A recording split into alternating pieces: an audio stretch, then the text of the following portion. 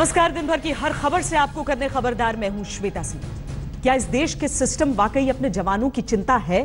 क्या हमारे जवानों की जान बहुत सस्ती है? देश को पीड़ा देने वाले ये सवाल छत्तीसगढ़ के दक्षिण बस्तर में हुए नक्सली हमले से उठे हैं, जहां सीआरपीएफ के कम से कम 25 जवान आज शहीद हो गए। सिर्फ 45 दिन हुए हैं जब इसी इलाके में इसी तरह के हमले में सीआरपीएफ के 12 जवान शहीद हो गए थे। आज फिर नक्सलियों ने हमारे जवानों को घेर कर मारा। यह सरकार और सिस्टम के लिए बहुत बड़ा चैलेंज है और सवाल यह है कि देश के जवानों का हर बार खून बहाने वाले नक्सल आतंकवादियों के खिलाफ सर्जिकल स्ट्राइक कब होगी?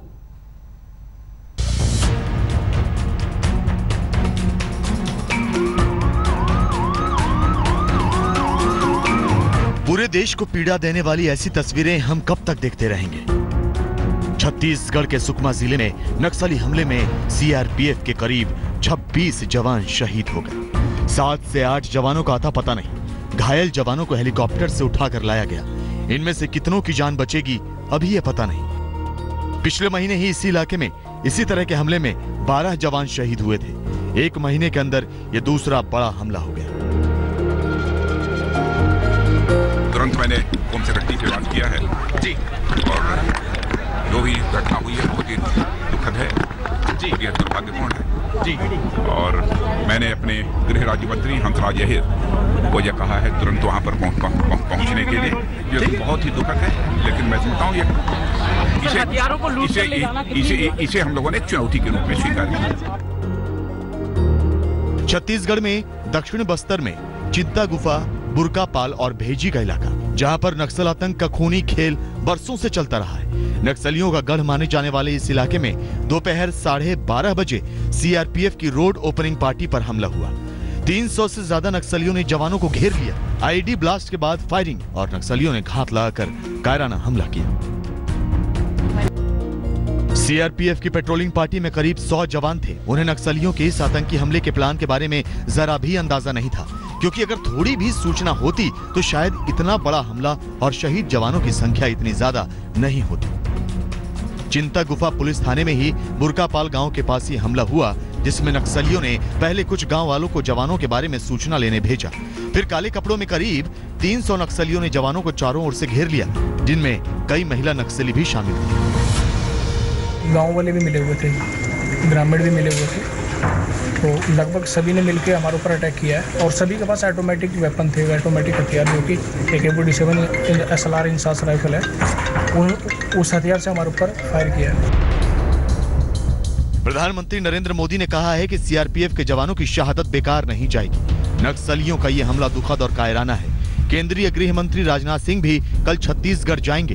यह सरकार और सिस्टम के लिए बहुत बड़ा चैलेंज है। आखिर कब तक नक्सलियों के सामने हमारे जवान बेबस दिखेंगे और शहादत देते रहेंगे? अभी 11 मार्च को ही इसी इलाके में 12 जवानों ने अपनी शहादत दी थी। बड़े सवाल सरकार और सुरक्षा बलों के लिए प्लानिंग करने वाले अधिकारियों पर भी उठ रहे हैं कि आखिर नक्सलियों से निपटने के लिए ये कैसा प्लान है जिसमें खुफिया जानकारियों की कमी दिखाई देती है। कई रक्षा विशेषज्ञ स्ट्रेटेजी पर भी सवाल उठाते हैं। केंद्रीय गृह सचिव ने इस हमले के बाद समीक्षा बैठक की है। केंद्रीय गृह राज्य मंत्री छत्तीसगढ़ के लिए रवाना हुए हैं। कल गृह मंत्री भी जाएंगे। छत्तीसगढ़ सरकार भी अधिकारियों के साथ मीटिंग कर रही है, लेकिन सवाल सिस्टम पर है, क्योंकि देश की सबसे बड़ी पैरामिलिट्री फोर्स सीआरपीएफ के पास फुल टाइम डायरेक्टर जनरल तक नहीं है। क्या इसी तरह से नक्सलियों से निपटा जा सकता है? आज तक ब्यूरो।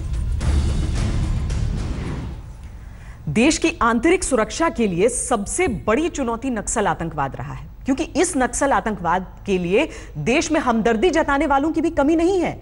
सिस्टम की तो लापरवाहियां सबके सामने हैं।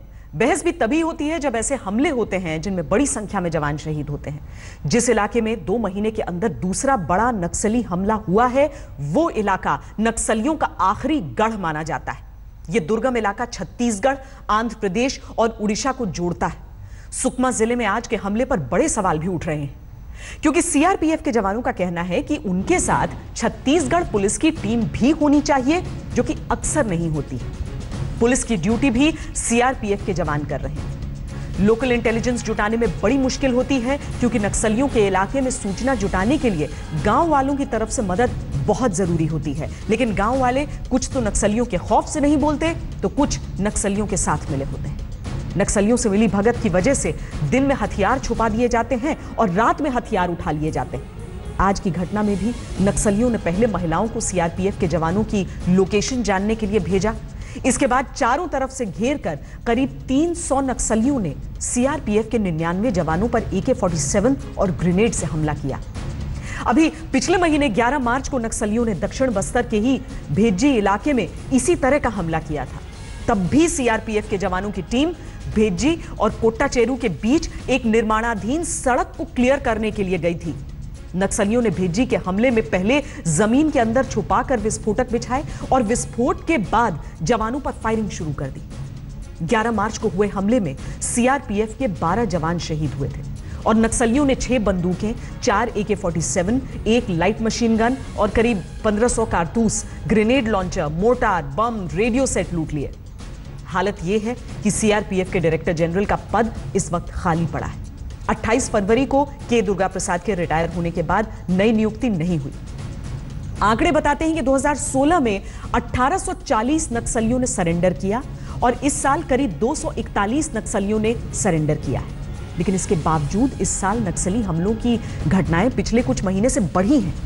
यह साल नक्सलियों के 50 साल पूरे होने का भी है। यही वजह है कि सीआरपीएफ को 11 मार्च के हमले के बाद से लगातार चेतावनी दी जा रही है कि कम से कम जनवरी से जून के महीने में बहुत सतर्क रहें, क्योंकि इन महीनों में नक्सलियों की एक्टिविटी बहुत ज्यादा है।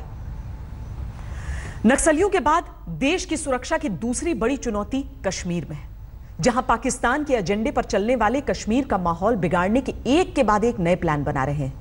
कश्मीर में लेटेस्ट ट्रेंड कॉलेज में पत्थरबाजी का है। लेकिन अफसोस की बात यह है कि कश्मीर के ही नेता कश्मीर में हिंसा फैलाने वाले ऐसे अराजक तत्वों से हमदर्दी जताने वाले बयान देकर एक तरह से इनको बढ़ावा दे रहे हैं। आज जम्मू कश्मीर के मुख्यमंत्री महबूबा मुफ्ती दिल्ली में प्रधानमंत्री नरेंद्र मोदी और गृह मंत्री राजनाथ सिंह से मिली। महबूबा मुफ्ती ने कहा कि वो 2-3 महीने में कश्मीर के हालात संभाल लेंगी। कयास लगाए जा रहे थे कि जम्मू कश्मीर में गवर्नर रूल लग सकता है, लेकिन ऐसा लगता है कि महबूबा मुफ्ती को 3 महीने का समय मिल गया है। हमने ये इरादा कर लिया कि इंशाल्लाह अगले 2-3 महीने में हम सिचुएशन को पूरी तरह से कंट्रोल करेंगे। 2 से 3 महीने में कैसे बदल जाएगा कश्मीर? 2-3 महीने में हालात इतने हम ठीक कर लेंगे, उसके बाद डायलॉग का प्रोसेस शुरू हो सकता है। जहाँ से पत्थर दूसरी तरफ से गोली, तो ऐसे में बातचीत का होना मुमकिन नहीं है। कश्मीर का एजेंडा सेट करेंगे पत्थरबाज। वो पत्थर चलाएं, सरकार टेबल सजाए।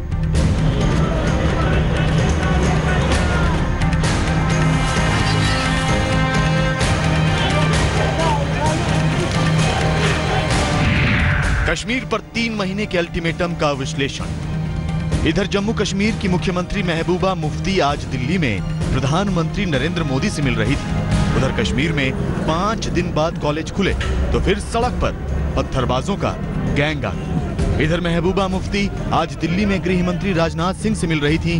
उधर श्रीनगर से 31 किलोमीटर दूर पुलवामा में पीडीपी के एक बड़े नेता की आतंकवादियों ने हत्या कर दी। ये हाल है उस कश्मीर का जहां के नेता उन पत्थरबाजों और आतंकवादियों से हमदर्दी जताते हैं जिन्होंने कश्मीर को तबाह कर दिया, लेकिन विपक्ष में रहने वाले इन पत्थरबाजों की वकालत करते हैं और सरकार में रहने वाले इन पत्थरबाजों से नरमी दिखाते हैं। इन हालात में 2 से 3 महीने में कैसे कश्मीर सुधर जाए? जहां पत्थरबाजों को खुली छूट मिली हो वहां उन पर एक्शन होता है तो विपक्ष से लेकर सरकार तक सबको मिर्ची लग जाती है। लेकिन इन पत्थरबाजों की प्रायोजित हिंसा पर जब तक आंख बंद रहेगी तब तक कश्मीर का यही हाल रहेगा। इस प्रायोजित हिंसा का लेटेस्ट ट्रेंड स्कूल और कॉलेज तक पहुंच गया है, जहां पुलवामा के कॉलेज से भड़की हिंसा के बाद 5 दिन तक कॉलेज बंद रहे। आज कॉलेज खुले तो फिर पत्थरबाजों का गैंग आ गया और पुलिस पर पथराव करने लगा। न कानून का राज, न कानून का खौफ।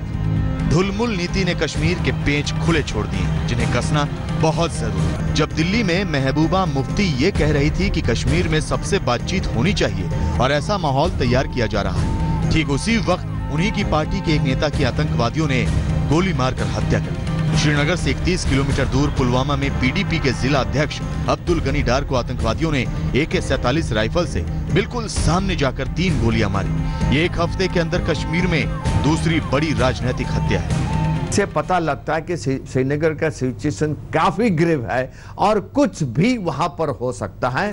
कश्मीर में ये सब हो रहा है, फिर भी महबूबा मुफ्ती का दावा है कि वो 2 से 3 महीने में कश्मीर का माहौल संभाल लेंगे, जिसके बाद सबसे बातचीत हो सकेगी। ऐसा लगता है कि केंद्र सरकार ने भी महबूबा मुफ्ती को 2-3 महीने का वक्त दे दिया है, क्योंकि कश्मीर में गवर्नर रूल लगाने की भी कई अटकलें लगाई जा रही थी। 1-2 महीने से हालात खराब हो गए, उसके बारे में डिस्कशन हुआ, जो धीरे धीरे सुधर रहे थे पिछले साल के अनरेस्ट के बाद। उसमें क्या हुआ, जो हमारा एजेंडा ऑफ अलायंस है पीडीपी और बीजेपी का, उसका भी डिस्कशन हुआ। 2-3 महीने में हालात इतने हम ठीक कर लेंगे कि उसके बाद डायलॉग का प्रोसेस शुरू हो सकता है, जहां से पत्थर दूसरी तरफ से गोली, तो ऐसे में बातचीत का होना मुमकिन नहीं है। ये तो आज का मसला नहीं है, पिछले 70 साल का मसला है। ऐसी ताकतें हैं, ऐसे लोग हैं जो नाराज भी हैं, जो डिस्ग्रंटल्ड भी हैं, जो किसी के कहने पे हालात को बिगाड़ते हैं। मगर मैं समझती हूँ कि आने वाला वक्त 2-3 महीने हमारे लिए बहुत अहम है। पीएम से मिलने के बाद महबूबा मुफ्ती गृह मंत्री राजनाथ सिंह से भी मिली। बड़े सवाल जम्मू कश्मीर की गठबंधन सरकार पर भी खड़े होते हैं, क्योंकि सरकार में सहयोगी बीजेपी और पीडीपी की सोच और राजनीति अलग अलग है। अभी विधान परिषद चुनाव में पीडीपी का कैंडिडेट हार गया और का लेटेस्ट केस है। पत्थरबाजों से निपटने को लेकर पहले से ही टकराव है, इसलिए ये भी कहा गया कि जम्मू कश्मीर बीजेपी के अंदर भी इसे लेकर नाराजगी है। इसीलिए गवर्नर रूल की भी बात चल रही थी, जो गठबंधन में कहीं न कहीं दरार पड़ गई है। देखिए, वो जो हुआ बहुत बुरा हुआ, नहीं होना चाहिए।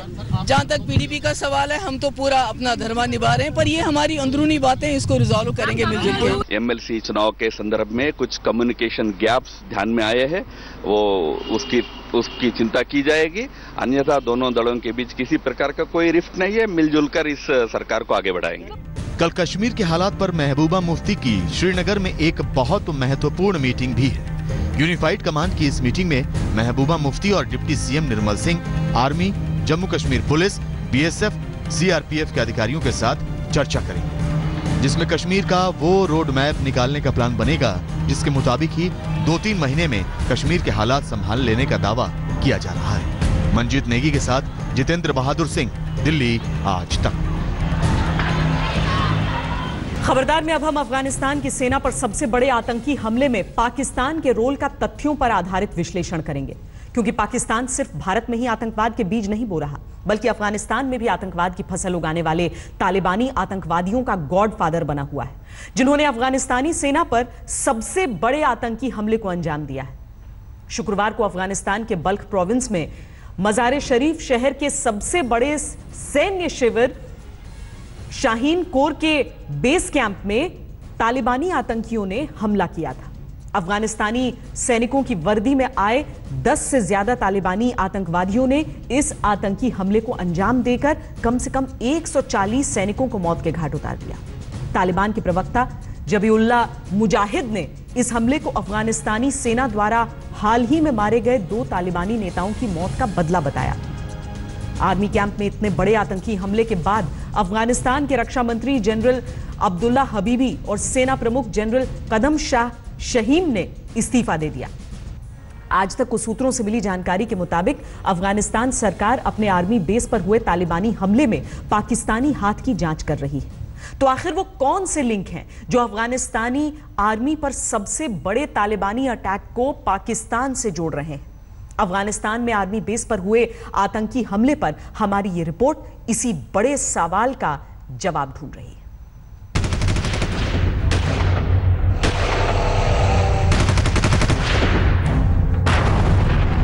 अफगानिस्तान के आर्मी कैंप पर सबसे बड़ा तालिबानी अटैक।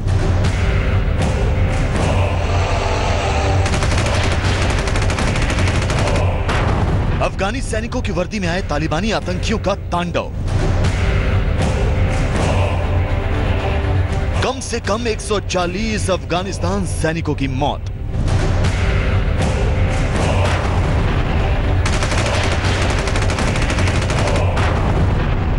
क्या है अफगानिस्तान के आर्मी कैंप पर आतंकी हमले का पाकिस्तान कनेक्शन?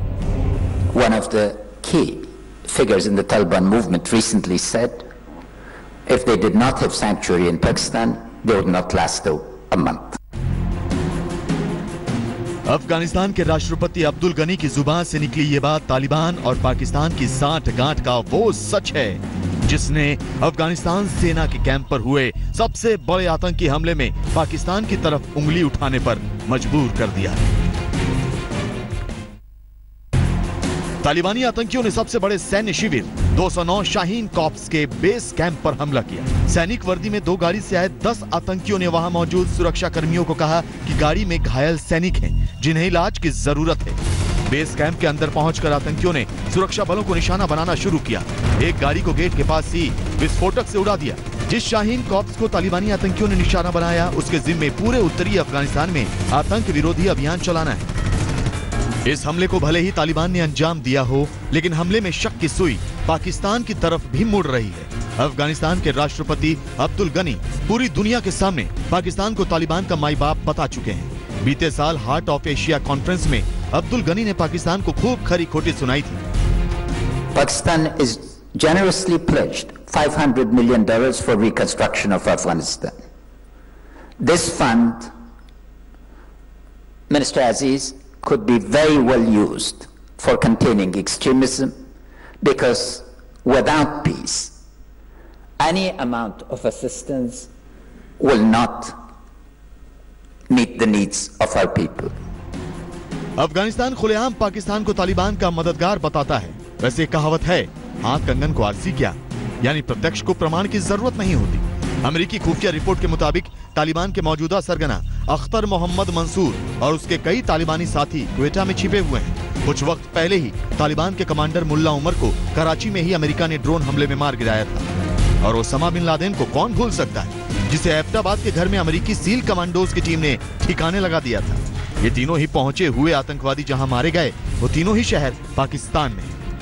पाकिस्तानी सरकार और उसकी खुफिया एजेंसी ISI तालिबान से ताल्लुक की हामी भले ना भले, लेकिन पाकिस्तान के बुद्धिजीवी पाकिस्तान और तालिबान के अपवित्र रिश्ते की कहानी सुना ही देते हैं।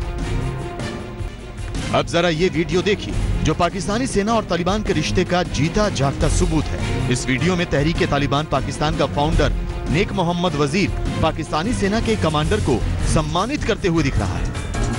अफगानिस्तान को इस बात में कोई शक नहीं है कि पाकिस्तानी आर्मी और ISI तालिबान की गॉडफादर है।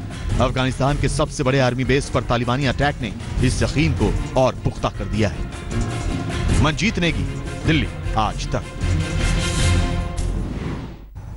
ये पाकिस्तान की आतंक नीति है जो हिंदुस्तान में लश्कर और हिजबुल जैसे आतंकी संगठनों को पालती है और अफगानिस्तान में तालिबान का हमसाया बनती है। और जब पाकिस्तान की पोल खुलती है तो वो ऐसे खुद को आतंकवाद का सबसे बड़ा शिकार बताने का पाखंड रचने लगता है। लेकिन अब पाकिस्तान का ये ढोंग पूरी दुनिया के सामने बेनकाब है। Al Qaeda chief Osama bin Laden और तालिबान चीफ मुल्ला उमर की हिफाजत कर चुका पाकिस्तान अब अलकायदा के मौजूदा सरगना अयमान अल जवाहिरी का रक्षक बना हुआ है। इंटरनेशनल मैगजीन न्यूज वीक ने पाकिस्तान के शीर्ष अधिकारियों के हवाले से यह दावा किया है कि अल जवाहिरी पाकिस्तानी खुफिया एजेंसी ISI के संरक्षण में कराची में रह रहा है। दावे के मुताबिक पाकिस्तान तभी से अल जवाहिरी को छिपाए हुए है जब से अमेरिका ने 2001 में अफगानिस्तान में अलकायदा का सफाया किया था। रिपोर्ट के मुताबिक पाकिस्तान में छिपे अल जवाहिरी की आखिरी ख्वाहिश है कि वो अमेरिका में आतंकी हमले को अंजाम दे। पाकिस्तानी सेना और ISI हिंदुस्तान में लश्कर और हिजबुल जैसे आतंकी संगठनों को पालती है और अफगानिस्तान में तालिबान का हमसाया बनती है। आतंकवादियों को पालना और उनके जरिए अपने पड़ोसी देशों में आतंकवाद फैलाना पाकिस्तान की सरकारी पॉलिसी है। इस बात में कोई दो राय नहीं कि अगर झूठ बोलने की वर्ल्ड चैंपियनशिप हो तो पाकिस्तान अपनी आतंक नीति की वजह से निर्विवाद उसका चैंपियन बन जाएगा। खबरदार में अब हम आपको अफगानिस्तान के नंगरहार के उस इलाके की स्पॉट रिपोर्टिंग दिखाएंगे जहां अमेरिका के बमों की अम्मा ने आइसिस के आतंकियों की कब्र खोद दी और आतंकियों की पनाहगार बनी सुरंगों और गुफाओं को मिट्टी में मिला दिया। अफगानिस्तान के न्यूज चैनल टोलो न्यूज की टीम को अफगानिस्तान सेना की सुरक्षा में उस जगह जाने की इजाजत मिली है। यह अमेरिका के मदर ऑफ ऑल बॉम्ब्स की पहली स्पॉट रिपोर्टिंग है।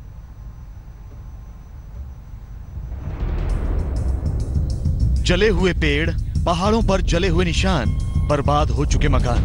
अफगानिस्तान के नरसंहार में मदर ऑफ ऑल बॉम्ब्स गिरने के बाद की ये पहली स्पॉट रिपोर्टिंग है। ولسوالی اچین میگن که داعشیان در زمان حاکمیتش در اینجا زندان. अफगानिस्तान का टोलो न्यूज चैनल पहली बार नंगरहार के उस इलाके में पहुंचा है जहां अमेरिका ने ISIS को निशाना बनाते हुए अपना सबसे बड़ा गैर परमाणु बम फेंककर सुरंगों में छिपे आतंकियों की कब्र खोद दी.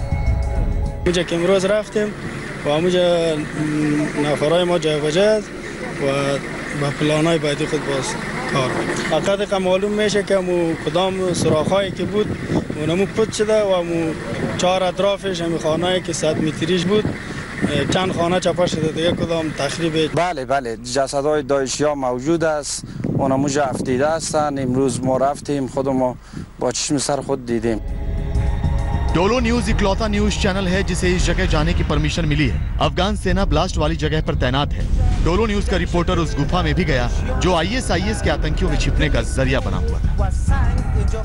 نیروهای امنیتی اینجا در روستای اسدخیل در ولسوالی اچین میگن که داعشیان در زمان حاکمیتش در اینجا زندان داشته و کسایی را که بازداشت میکرده نگهداری میکرده در این زندان ها که این زندانش گنجایش نگهداری 2 نفر را داره و همچنان در اینجا دیده میشه که داعشیان در دل کوه و سنگ اینجا برای خود جای ساخته بودن به خاطر پنهان شدنشان و به خاطر بود و باششان در اینجا.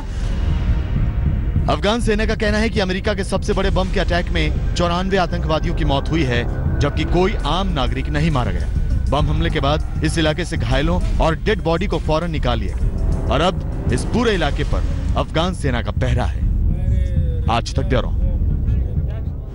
खबरदार में अब हम आपको एक्टर नवाजुद्दीन सिद्दीकी के DNA में कूट-कूट कर भरी अदाकारी का एक वीडियो दिखाते हैं जिसे खुद नवाजुद्दीन सिद्दीकी ने सोशल मीडिया पर अपलोड किया है. इस वीडियो में नवाजुद्दीन प्लैकार्ड्स के जरिए अपने DNA टेस्ट की रिपोर्ट के आधार पर खुद को सभी धर्मों से मिलकर बना इंसान बता रहे हैं लेकिन अपनी आत्मा को 100% शुद्ध आर्टिस्ट बता रहे हैं.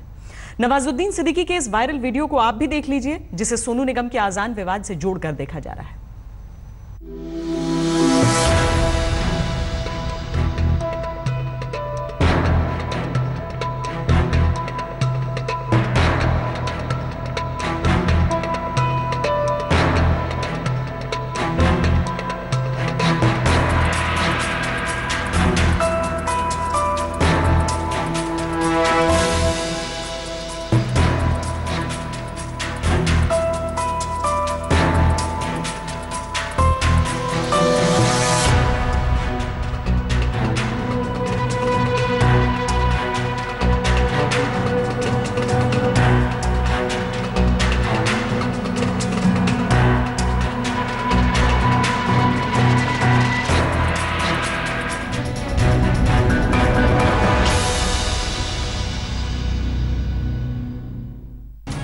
बुलेटिन के अंत में आपको याद दिला दें, सबसे तेज खबरों के लिए जुड़े रहिए सबसे तेज मोबाइल साइट www.aajtak.in से और देखिए खबरें सबसे पहले सबसे तेज. खबरदार में आज के लिए इतना ही. देश और दुनिया की बाकी खबरों के लिए आप देखते रहिए आज तक.